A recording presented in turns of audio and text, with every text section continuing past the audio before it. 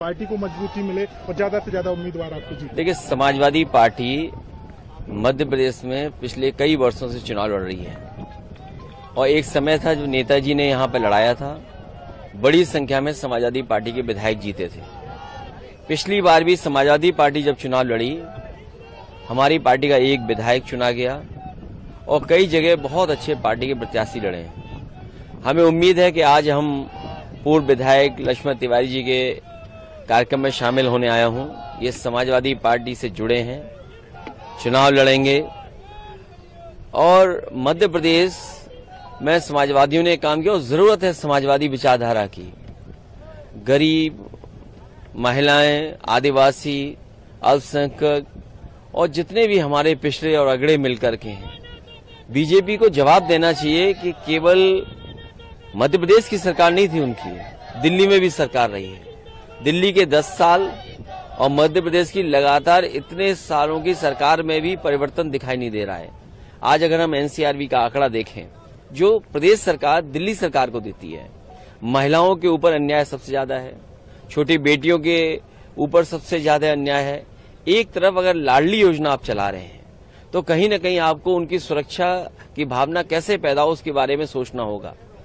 बड़े पैमाने पे बेरोजगारी बढ़ी है और लगातार रोजगार बढ़ रहे हैं, आंकड़ों में भी, जमीनी हकीकत में भी। तो जब महंगाई बढ़ जाए, बेरोजगारी बढ़ जाए, अन्याय बढ़ जाए, तो इसके विकल्प देने के लिए समाजवादी लोग हैं और जनता के बीच में रहेंगे। हमें उम्मीद है कि समाजवादी पार्टी इस बार सीटें ज्यादा जीतेगी। इंडिया गठबंधन के साथ, जो गठबंधन के साथ आप चुनाव मैदान में उतरेंगे मध्य प्रदेश में, इंडिविजुअली अकेली ही पार्टी आपकी लड़ेगी? चुनाव तो जब कभी होगा तो चिन्ह पे साइकिल पर ही होगा और वोट साइकिल पे ही मांगा जाएगा।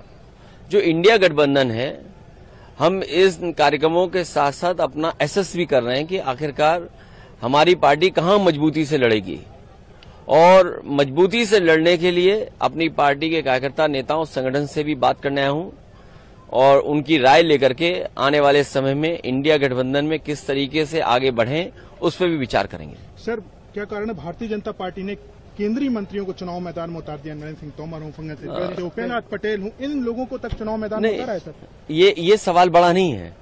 इससे भी बड़ा सवाल ये है कि लोकसभा में महिलाओं को अगर आप आरक्षण दे रहे हैं और आप ये कह रहे हैं कि 33% दलित और आदिवासी महिलाओं को हम सम्मान देंगे और उसके लिए नए लोकसभा में कार्यक्रम किया गया हो, बीजेपी की महिलाओं ने स्वागत किया हो, आपको ये सवाल पूछना चाहिए बीजेपी से कि जो अभी सूची जारी हुई है या आने वाले समय में जो सूची जारी होगी, क्या भारतीय जनता पार्टी अपने संगठन की जो महिलाएं काम कर रही हैं, क्या उन्हें 33% का स्थान देंगे?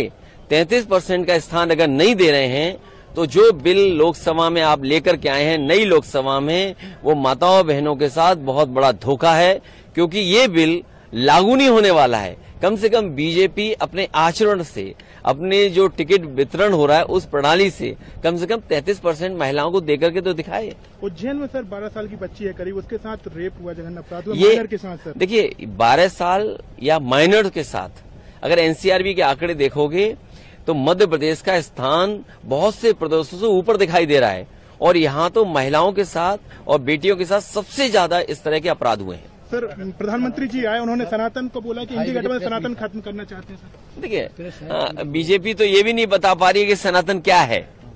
बीजेपी पहले ये तो बताए सनातन धर्म। लक्ष्मण तिवारी जी यहाँ खड़े हैं, पटेल जी खड़े हैं, हम खड़े हैं, क्या हम सनातनी नहीं है? बीजेपी ये समझती है कि बीजेपी को जो वोट दे रहा है वो सनातनी है और जो बीजेपी को वोट नहीं दे रहा वो सनातनी नहीं है।